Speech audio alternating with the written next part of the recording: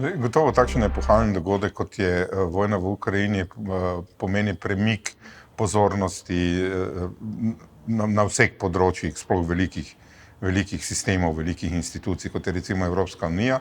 Po raznolikosti odzivov, ki jo vidimo v Evropi, sploh na področju energetike, pa to pomeni hkrati tudi pritisk v eni smeri bolj proti trajnostnim oblikam pridobivanja energije in hkrati tudi pritisk v smeri jedrske energije, ki je pa samo po sebi netrajnostna. Tako da stališča Agende 2030 in cilja za trajnostnega razvoja za učinkovito rabo energije, za trajnostne vire, za sonce, voda, veter in pa seveda megavate, ki jih velikokrat pozabljamo, se pravi, kako lahko z elementi izboljšanja učinkovitosti rabe in porabe energije pomeni to vse skupaj pač eno bitko znotraj teh velikih sistemov.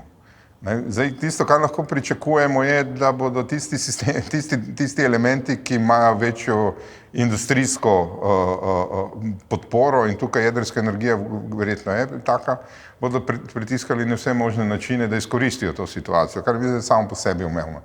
Po drugi strani pa mislim, da je pred nami, in to je pomembno, tudi stališče Agende 2030, ki je vključujoča, ki zahteva odgovorno, transparentno ravnanje oblasti in političnih odločevalcev,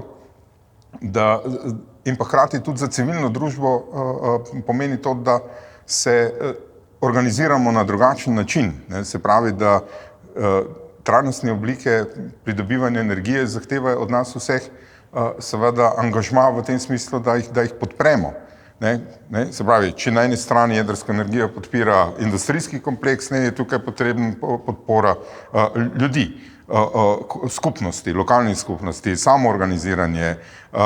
To je podobno tistemu, kar smo imeli, k čemu smo bili priča v 90-ih letih, ko so se pravzaprav ljudje zorganizirali za to, da se ohrani proizvodnja fotovoltaičnih panelov v Evropi.